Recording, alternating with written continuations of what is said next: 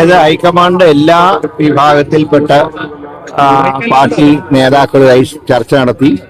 MLA-മാർ, MP-മാർ, കോൺഗ്രസിന്റെ സീനിയർ നേതാക്കന്മാർ, MP-മാർ, അതുപോലെ സീനിയർ ആയിട്ടുള്ള മറ്റ് കോൺഗ്രസിന്റെ മുൻകാല അധ്യക്ഷന്മാർ, ഇങ്ങനെ എല്ലാവരുമായിട്ട് വിവിധ തലങ്ങളിൽ ചർച്ച നടത്തി അവസാനം എത്തിയൊരു കൺക്ലൂഷനാണ് ശ്രീ VD സതീശനെ മുഖ്യമന്ത്രിയെ തീരുമാനിച്ചത്.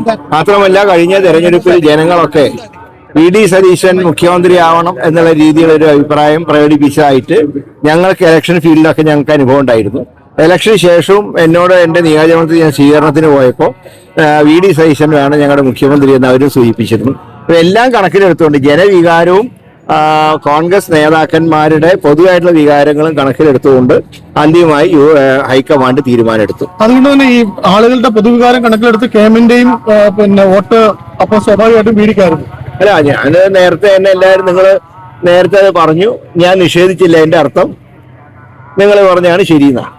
രമേശ് ചെന്നിത്തല മന്ത്രിസഭയിലേക്ക് വരുന്നതുമായി ബന്ധപ്പെട്ട എന്താണ് അത് ഹൈക്കമാൻഡും രമേശുമായിട്ട് തീരുമാനിക്കേണ്ട കാര്യമാണ്.